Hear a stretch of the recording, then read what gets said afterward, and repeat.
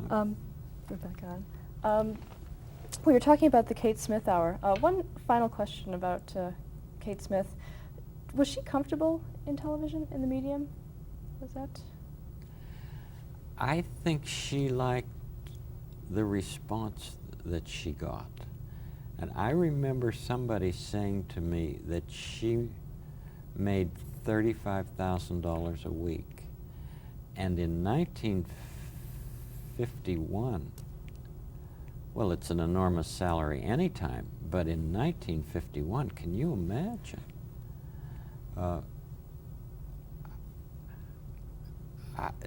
All I know is that I was constantly astounded by her voice. And it was an absolutely natural organ. I mean, that instrument was so pure. It was a glorious voice. Now, I don't know whether she was comfortable in the medium or not. She sure knew where to go and what to do.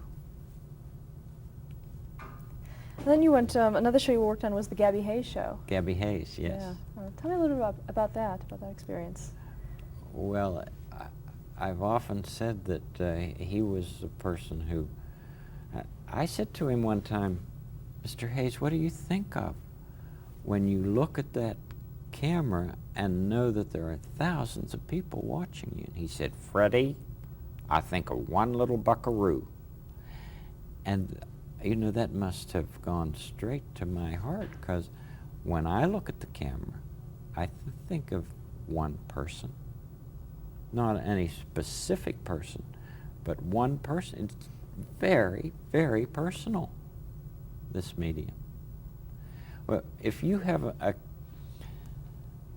that's one of the reasons I thought that for education it would be so fabulous. Because if you have someone on television in a classroom, it looks like that person is looking at each student individually. A live teacher can't do that. A live teacher can do other things, though. You know, you'll never find me saying that any machine is better than a person.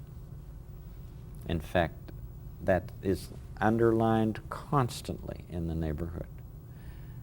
For the first time, I showed a computer on a tape that we did the other day for the neighborhood. And I was insistent that I would say there are lots of fun things that go on here, you know. But no machine can take the place of a person. This machine cannot give you a hug. It might be able to spell H-U-G, but it can't give you one. And, well, that's obvious. But you know, it might not be obvious to children. And so consequently, I think it's important to let them know how I feel. How do you feel about you know, some shows today, like the Teletubbies, that sort of embraces machinery and... I don't know the program, but when I was told that there was a character with a television in its stomach, I was horrified. Anything that makes people think that machines are more important than people is, although I have a feeling that that is not the purpose of that program. I don't think the purpose of that program is to say that machines are more important than people. I don't know, but I think it would be interesting to find out. For you. Okay, and then back to Gabby Hayes. Can you describe what the show was? Did I what? Can you describe the Gabby Hayes show? Oh, Gabby Hayes would come in his Western clothes and show old Western films. And he would just introduce them and then at the end say, "See you, buckaroos," or something, you know.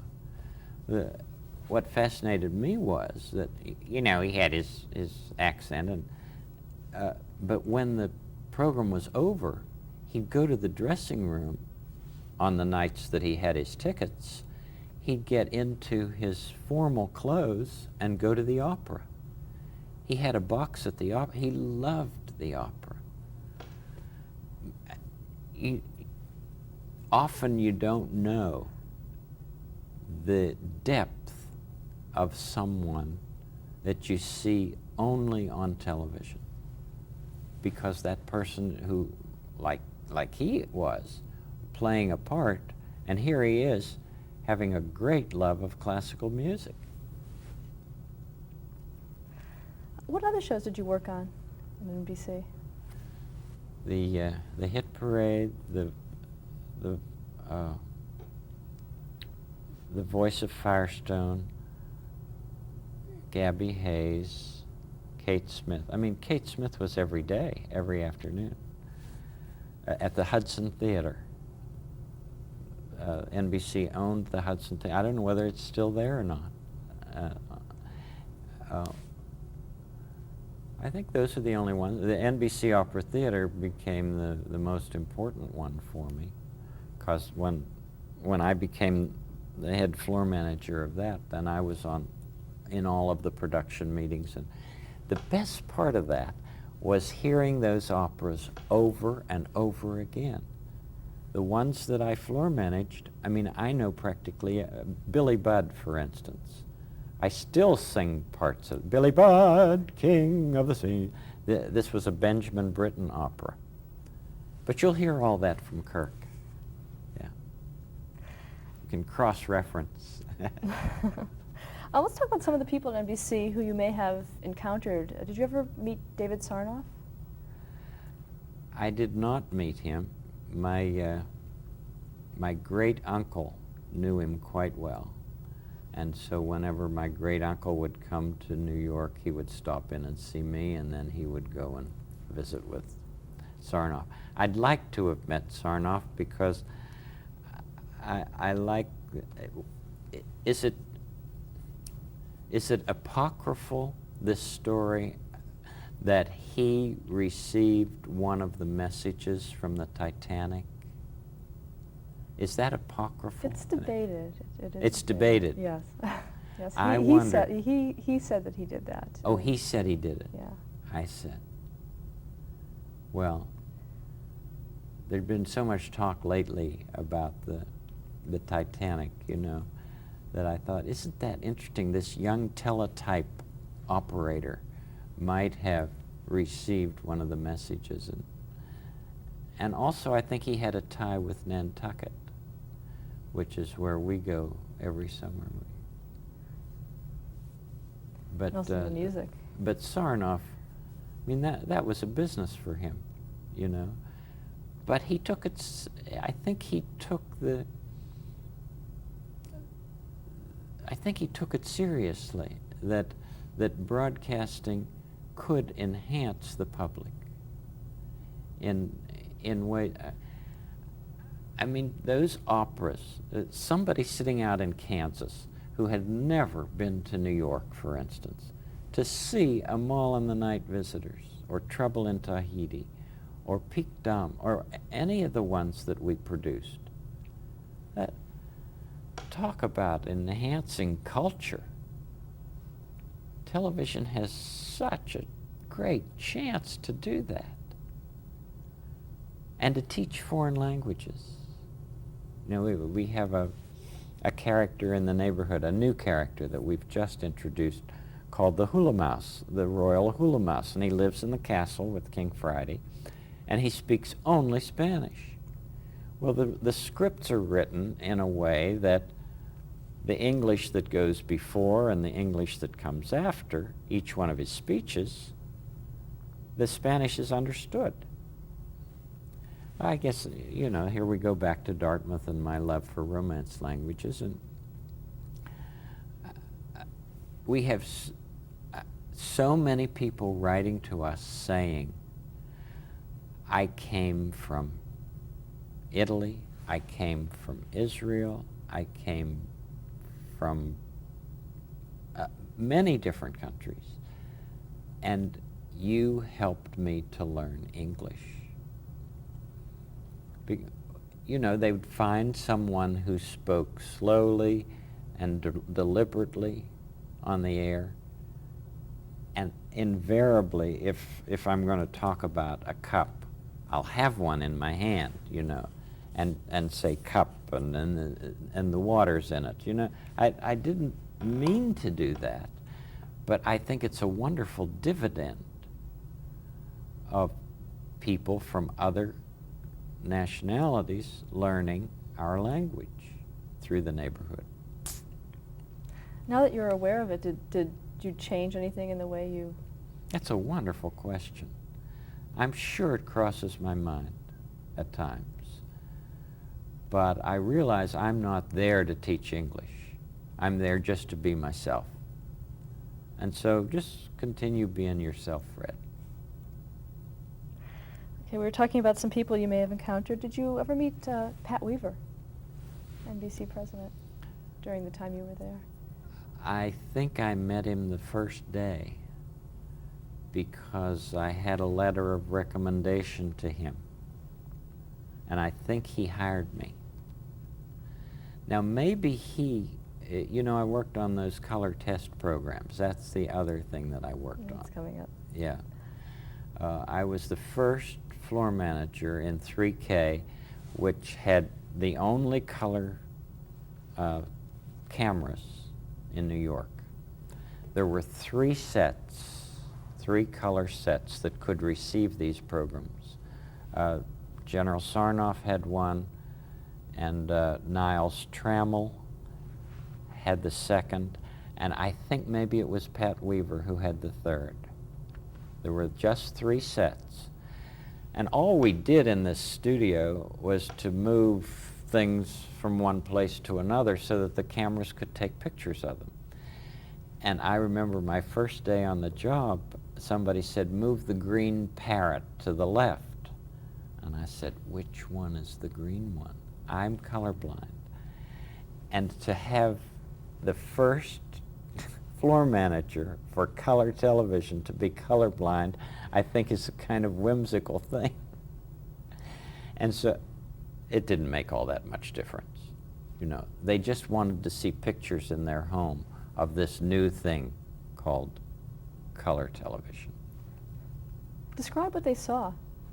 What was the Just setup? animals and photographs, and there was no production. It was just things that we would bring in and put on camera. And if they happened to be turning on their sets at home, why, they'd just see something colorful. Parrots were colorful. How long did you do that? Have it set up? Oh, I think I may have been on that detail a couple weeks. But that was Studio 3K. I don't know whether they even have it there now. Were the tests successful? The at that tests time? were fine, yes. Mm-hmm. In fact, it was the RCA color that was chosen. There were competing ones, and it was chosen to be the one that would go throughout the country. Now, you've been in television a few years at this point, probably. What was your opinion of it now that you were in it? What were some of your impressions, looking now at the outside? You mean now?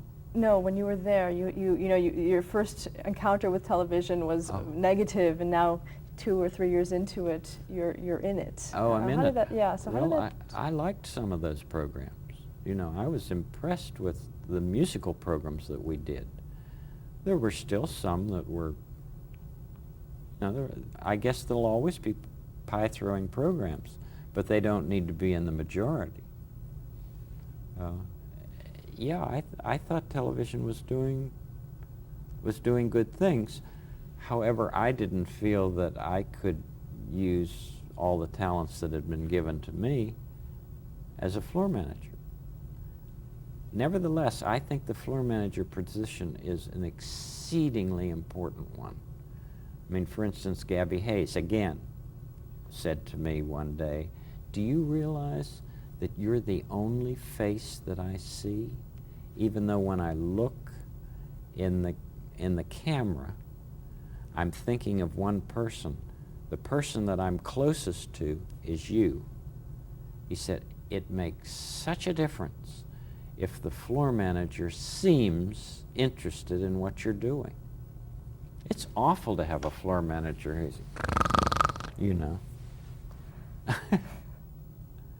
So that's a real art. Did anyone else you ever worked with say something like that to you? Was that a common thing?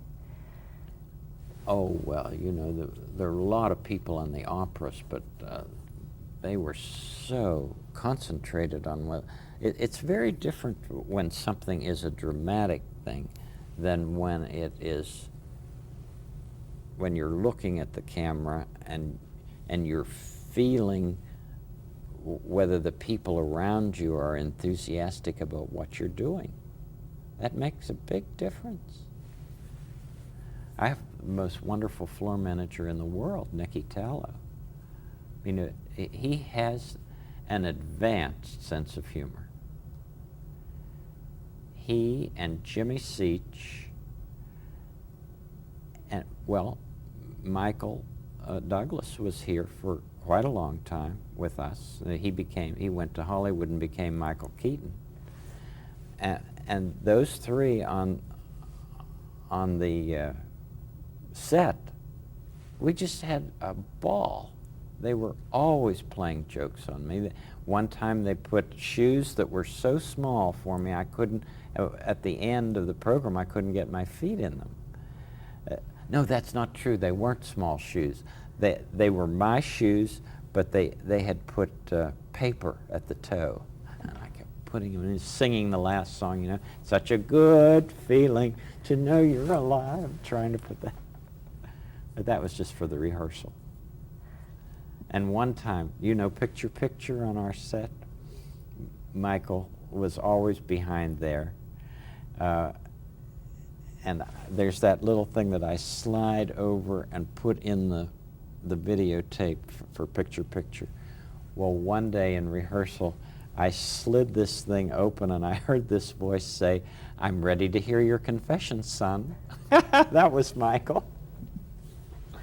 Did you ever do anything like that on the sets of the shows you worked on? Oh, I don't think so. I don't think I was that brave. Okay, before we start talking about your work in public television, do you have any final thoughts about your work at NBC that you'd like to tell us?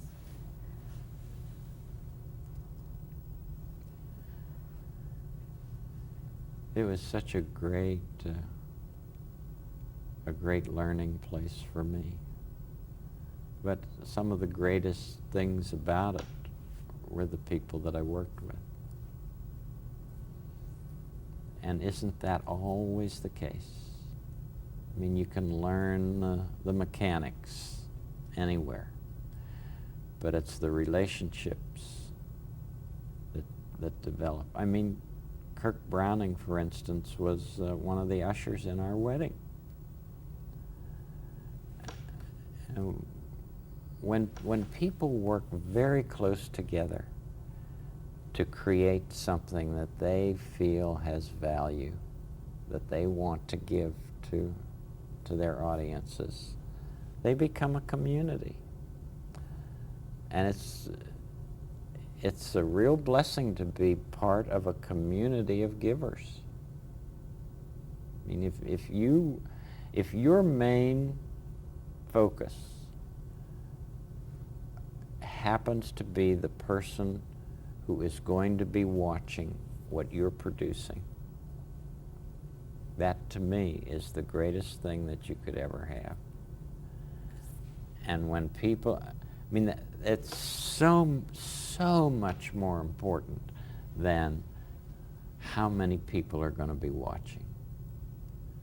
It's what if this person who is watching is somehow moved to do something of value because of what you've put on the air. That's so much more important than the numbers of millions of people who are tuned in. But it's all a matter of quality versus quantity. And if we can only not fall for the numbers game, we can continue to have this medium be a really thoughtful one. Do you remember any cases at NBC that affected you as far as advertisers and ratings and all that kind of thing? No, I don't. Those are fairly hazy days. So much happened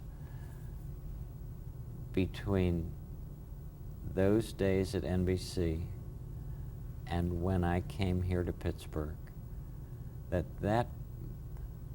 that was a phenomenal bridge. I mean, when I heard that educational television, which is now called public television, when educational television was going to be starting in Pittsburgh, I mean, only 40 miles from where I grew up, I told some of my friends at NBC that I thought that I'd put my name in and apply for the station.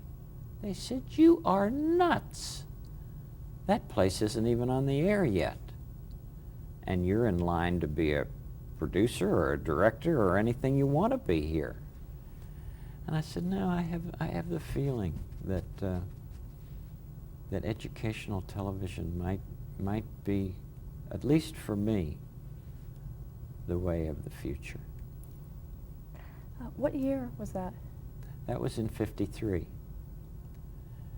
And I applied and was one of the first, I think one of the first 6 to be hired at WQED, which, true, it wasn't on the air yet. We didn't go on the air until April 1st of 1954. But this was in '53, and Joanne and I moved to Pittsburgh in November of '53, and that's when I started at WQED. Okay, before we talk about that, what was the state of educational television at that time? WQED was the first community-sponsored television station in the country. There were a few others that were linked with universities, but this was the very first that a whole community decided to underwrite. So Pittsburgh was at the forefront of community broadcasting. And who hired you at QED? Her name was, she was the general manager, and her name was Dorothy Daniel. And we named Daniel Tiger for her. In fact, the night before we went on the air, I've got to tell you about that. The first night on the air was a special program, and that was April 1st, 1954. People had been watching the test pattern for weeks before that, but this was to be an hour special. We invited Frida Hennick, who was the commissioner on the FCC, to come and be part of the program. Because without Frida Hennick, there would have been no educational television. There would have been no PBS. There would have been no channels set aside for education throughout the country. She was adamant about there should be one free channel in every area. And it's thanks to Frida Hennick that PBS and educational television exist. At any rate, Frida Hennick came, and a very enthusiastic person. Talk about a good teacher. She was enthusiastic about what she had championed, and well, she might have been. We got on the air and showed little parts of what was to come. And Josie and I showed a part of the Children's Corner, and somebody else showed a part of, I think that we had a music program from Carnegie Tech, but lots of different excerpts. In other words, this is what you're going to see next week.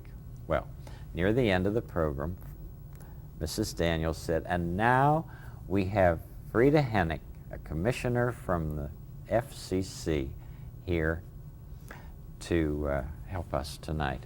Frida Hennig came on, started to talk about the vision of educational television, her passion.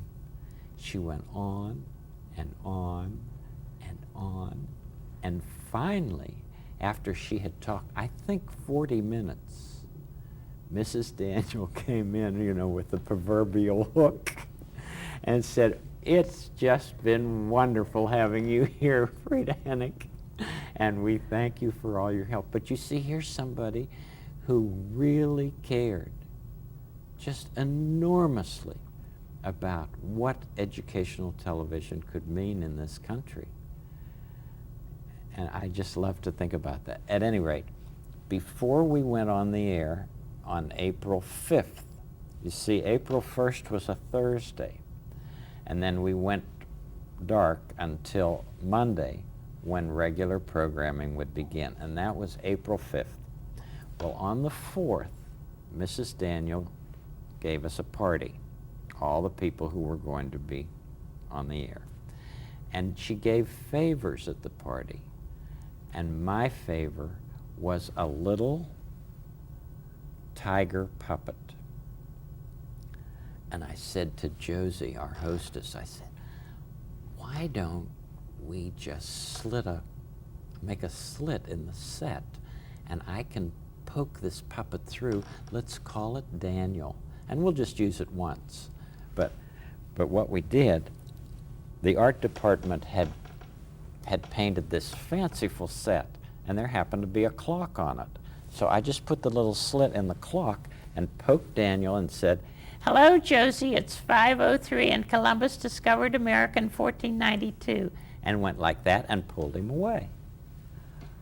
Well, the people liked him so much, and she, of course, referred to him as Daniel, and that's how the puppetry began. We never expected to use puppets in the program. Had you used puppets before? When I was a kid, I played with puppets, sure.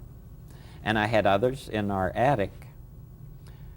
By then our boys were, no, our boys hadn't been born yet. Our boys were born in 59 and 61.